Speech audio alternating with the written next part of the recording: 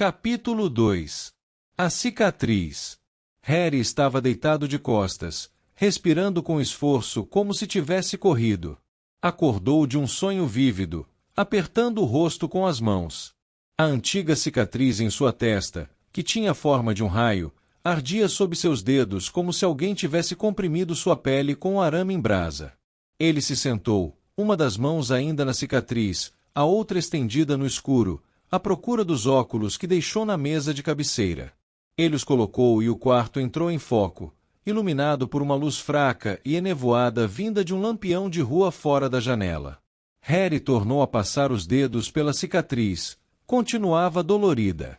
Ele acendeu o abajur ao seu lado, saiu da cama, atravessou o quarto, abriu o guarda-roupa e espiou no espelho que havia do lado interno da porta. Um menino magricela de 14 anos olhou para ele, os olhos muito verdes e intrigados sob os cabelos negros em desalinho. Examinou com mais atenção a cicatriz em sua imagem. Parecia normal, mas continuava ardendo. Harry tentou se lembrar do que esteve sonhando antes de acordar. Parecia tão real. Havia duas pessoas que ele conhecia e uma que não conhecia. Ele se concentrou, enrugando a testa, tentando se lembrar. Veio à sua mente a imagem pouco nítida de um quarto escuro. Havia uma cobra em cima de um tapete diante da lareira, um homenzinho chamado Pedro, de apelido Rabicho, e uma voz aguda e fria, a voz de Lord Voldemort. Só de pensar, Harry teve a sensação de que uma pedra de gelo estava descendo para o seu estômago. Fechou os olhos com força e tentou se lembrar que aparência tinha Voldemort, mas foi impossível. Tudo o que Harry sabia era que, no momento em que a poltrona girou, viu que estava sentado nela, sentiu um espasmo de horror que o fez acordar, ou foi a dor na cicatriz? E quem era o velho? Porque sem dúvida havia um velho. Harry o viu cair no chão. Tudo estava ficando confuso. O garoto levou as mãos ao rosto tampando a visão do quarto em que estava, tentando reter a imagem daquele outro mal iluminado, mas era o mesmo que tentar segurar a água com as mãos. Os detalhes agora desapareciam com a mesma rapidez com que ele tentava retê-los. Voldemort e Rabicho estiveram conversando sobre alguém que haviam matado, embora Harry não conseguisse lembrar o nome, e estiveram planejando matar mais alguém, ele. Harry tirou as mãos do rosto, abriu os olhos e contemplou o quarto a toda volta como se esperasse ver alguma coisa diferente ali. Como era de esperar, havia uma quantidade extraordinária de coisas diferentes em seu quarto. Havia um malão de madeira aberto ao pé da cama, deixando à mostra um caldeirão, uma vassoura, vestes negras e vários livros de feitiços. Rolos de pergaminho atulhavam a parte do tampo de sua escrivaninha, que não estava levantada por causa de uma enorme gaiola vazia, em que sua coruja muito branca, Edviges, normalmente se encarapitava. No chão ao lado de sua cama, havia um livro aberto. Ele o esteve lendo antes de adormecer na véspera. As ilustrações do livro se mexiam. Homens com vestes laranja-vivo, voavam em vassouras e entravam e saíam do seu campo de visão, jogando uma bola vermelha. Harry foi até o livro, apanhou e assistiu a um dos bruxos marcar um gol espetacular enfiando a bola por um aro a 15 metros de altura. Então o garoto fechou o livro. Nem mesmo o quadribol, na opinião de Harry, o melhor esporte do mundo, conseguiria distraí-lo naquele momento. Ele colocou o livro, voando com os canons, sobre a mesa de cabeceira, dirigiu-se à janela e afastou as cortinas para olhar a rua lá embaixo. A Rua dos Alfeneiros tinha o aspecto exato que uma rua de subúrbio respeitável deveria ter nas primeiras horas de um sábado. Todas as cortinas estavam fechadas, até onde Harry pôde ver no escuro, não havia um único ser vivo à vista, nem mesmo um gato. Contudo, Harry voltou inquieto para a cama e se sentou, passando mais uma vez um dedo pela cicatriz. Não era a dor que o incomodava. Harry não era estranho à dor e aos ferimentos. Uma vez perdeu todos os ossos do braço direito e sentiu a dor de recuperá-los em uma noite. O mesmo braço foi perfurado pela presa venenosa de uma cobra, pouco tempo depois. Ainda no ano anterior, ele despencou 15 metros da vassoura em que voava. Estava acostumado com acidentes e ferimentos incomuns, eram inevitáveis quando se frequentava a escola de magia e bruxaria de Hogwarts, e se tinha um pendor para atrair confusões. Não, a coisa que estava incomodando Harry era que da última vez que sua cicatriz doeu, foi porque Voldemort tinha andado por perto. Mas o bruxo não poderia estar ali, naquela hora. A ideia de Voldemort estar rondando a Rua dos Alfeneiros era absurda, impossível. Harry parou para escutar com atenção o silêncio à sua volta. Estaria esperando ouvir o rangido de um degrau, o farfalhar de uma capa. Então teve um leve sobressalto. Seu primo Duda tinha acabado de soltar um tremendo ronco no quarto ao lado. Harry deu em si mesmo uma sacudidela imaginária. Estava sendo burro. Não havia mais ninguém em casa, exceto o tio Walter, a tia Petúnia e Duda, e era evidente que eles ainda dormiam, embalados por sonhos tranquilos e indolores.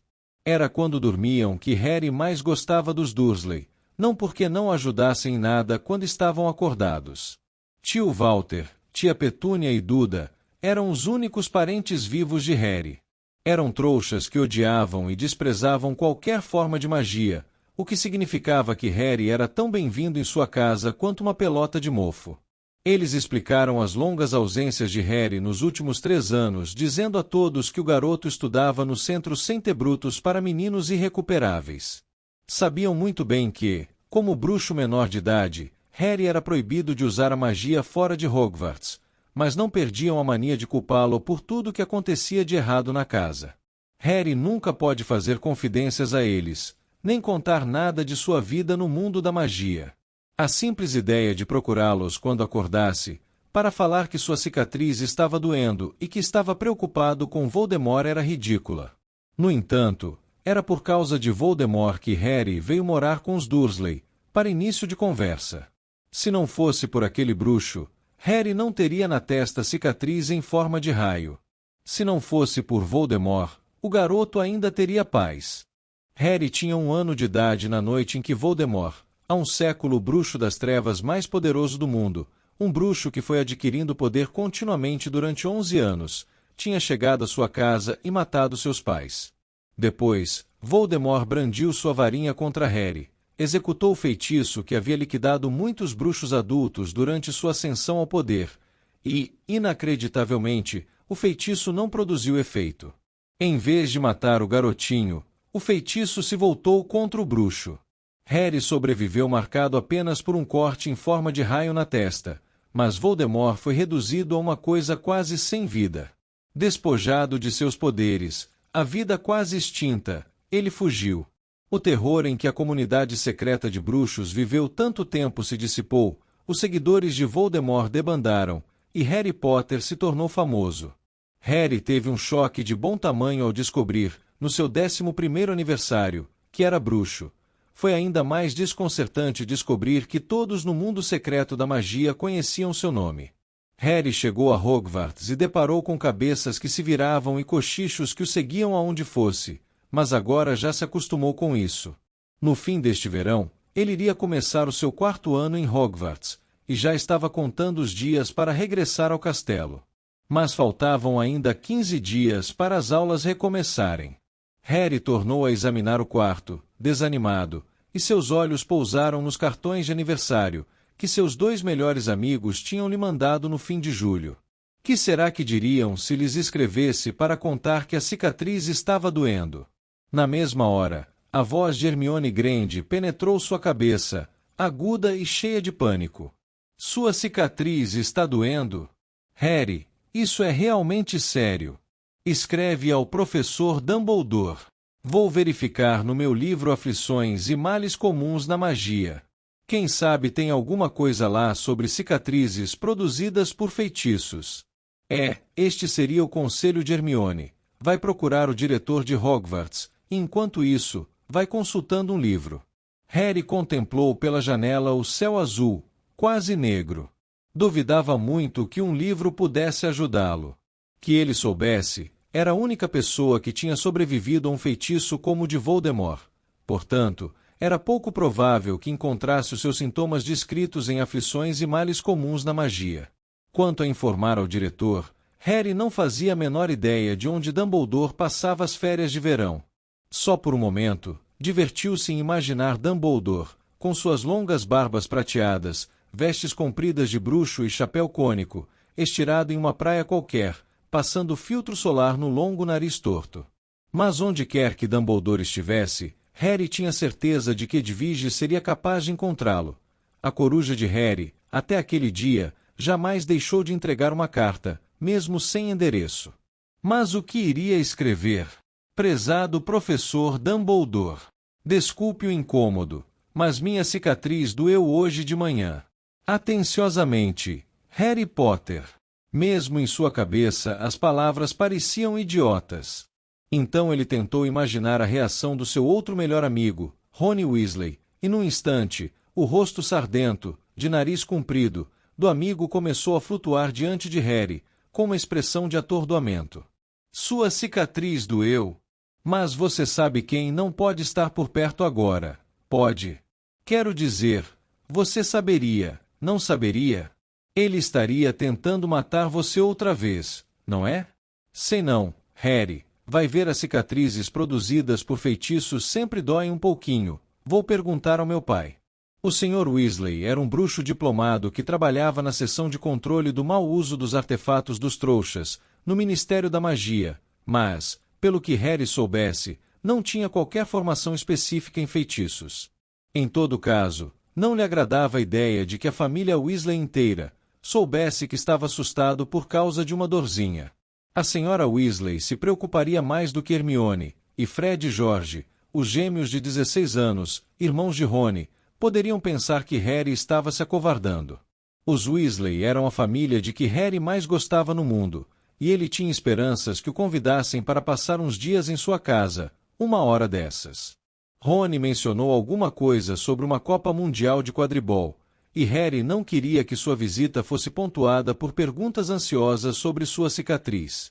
O garoto massageou a cicatriz com os nós dos dedos. O que ele realmente queria, e se sentiu quase envergonhado de admitir para si mesmo, era alguém como um pai ou uma mãe, um bruxo adulto a quem pudesse pedir um conselho sem se sentir burro, alguém que gostasse dele, que tivesse tido experiência com artes das trevas. E então lhe ocorreu a solução, era tão simples, tão óbvia, que ele nem podia acreditar que tivesse levado tanto tempo para lembrar. Sirius.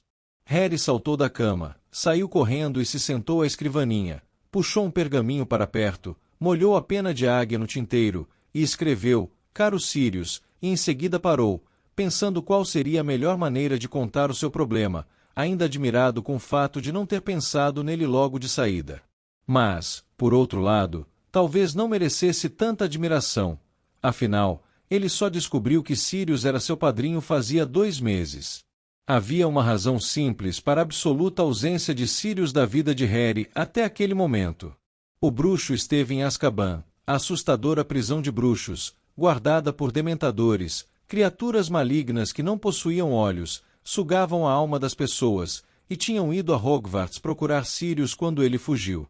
Porém, o bruxo era inocente. As mortes pelas quais foi condenado tinham sido cometidas por Rabicho, seguidor de Voldemort, que quase todos ainda pensavam estar morto. Harry, Rony e Hermione sabiam que não. Tinham encontrado Rabicho cara a cara no ano anterior, embora apenas o professor Dumbledore tivesse acreditado na história que eles contaram. Durante uma gloriosa hora, Harry acreditou que finalmente deixaria a casa dos Dursley, porque Sirius se ofereceu para ficar com ele, depois que limpasse o próprio nome. Mas a oportunidade lhe foi roubada. Rabicho escapou antes que pudessem levá-lo ao Ministério da Magia, e Sirius teve de fugir para salvar a vida. Harry o ajudou a escapar montado em um hipogrifo chamado Bicuço, e desde então Sirius estava foragido. A casa que Harry poderia ter tido, se Rabicho não tivesse desaparecido, o atormentou o verão inteiro. Foi 2 vezes mais penoso voltar para os Dursley, sabendo que quase se livrou deles para sempre. Ainda assim, Sirius vinha ajudando Harry, mesmo sem poder estar presente. Graças ao padrinho, Harry agora tinha todo o seu material escolar guardado no quarto. Os Dursley nunca haviam permitido isso. O desejo geral de tornar a vida de Harry a mais infeliz possível, somado ao medo dos seus poderes, levou os tios, nos verões anteriores, a trancar o malão de escola do garoto no armário sob a escada. Mas a atitude dos Dursley mudou, desde que descobriram que Harry tinha um perigoso condenado como padrinho. Harry, convenientemente, se esqueceu de acrescentar que Sirius era inocente. O garoto recebeu 2 cartas de Sirius desde que voltou à Rua dos Alfeneiros. Ambas tinham sido entregues não por corujas, como era costume entre os bruxos, mas por grandes e coloridos pássaros tropicais. Edviges não aprovou aqueles intrusos espalhafatosos, relutou muito a permitir que eles usassem o seu bebedouro antes de irem embora. Harry, por outro lado, gostou muito das aves, fizeram-no lembrar palmeiras e praias de areia branca e ele desejava que, onde quer que o padrinho estivesse, Sirius nunca dizia, temendo que as cartas fossem interceptadas, que estivesse se divertindo. Por alguma razão, Harry achava difícil imaginar dementadores que sobrevivessem muito tempo sob o sol forte. Talvez por isso é que Sirius tivesse rumado para o sul. As cartas dele, que agora estavam escondidas sob a utilíssima tábua solta do assoalho, embaixo da cama de Harry, tinham um tom animado, e nas 2, ele lembrava Harry que o chamasse se um dia precisasse. Ele bem que precisava chamar o padrinho agora. Sua luz de cabeceira parecia estar enfraquecendo, à medida que a luz fria e cinzenta que antecede o nascer do sol penetrava devagarinho no quarto. Finalmente, quando o sol nasceu, quando as paredes do quarto ficaram douradas, e quando ele ouviu sons de gente se mexendo no quarto de tio Walter e tia Petúnia, Harry tirou os pedaços amassados de pergaminho de cima da escrivaninha e releu a carta que escreveu. Caro Sirius, obrigado por sua última carta. A ave era enorme, quase não pôde passar pela minha janela. As coisas continuam na mesma por aqui. A dieta de Duda não está dando muito certo. Minha tia o pegou contrabandeando rosquinhas fritas e açucaradas para dentro do quarto, ontem. Meus tios disseram que vão ter de cortar a mesada dele caso ele continue fazendo isso. Então Duda ficou com muita raiva e atirou pela janela o PlayStation. Isso é uma espécie de computador com muitos jogos. Foi realmente uma burrice, porque agora ele não tem nem um Mega Mutilation Parte 3 para distrair as ideias. Eu vou bem, principalmente porque os Dursley estão apavorados que você possa aparecer e transformar eles em morcegos se eu pedir. Mas aconteceu uma coisa estranha, hoje de madrugada. Minha cicatriz doeu outra vez. A última vez que isto aconteceu, foi porque Voldemort estava em Hogwarts. Mas acho que ele não pode estar por perto agora, pode? Você sabe se cicatrizes produzidas por um feitiço podem doer até anos depois? Vou mandar esta carta quando Edviges voltar. No momento ela saiu para caçar. Diga olá ao bicuço por mim, Harry. Parecia boa, não fazia sentido incluir o sonho. Ele não queria que a carta deixasse transparecer que estava muito preocupado. O garoto enrolou o pergaminho e deixou em cima da escrivaninha, pronto para quando Edviges voltasse. Depois se levantou, se espreguiçou e abriu mais uma vez o guarda-roupa. Sem olhar para a imagem refletida no espelho, começou a se vestir para ir tomar o café da manhã.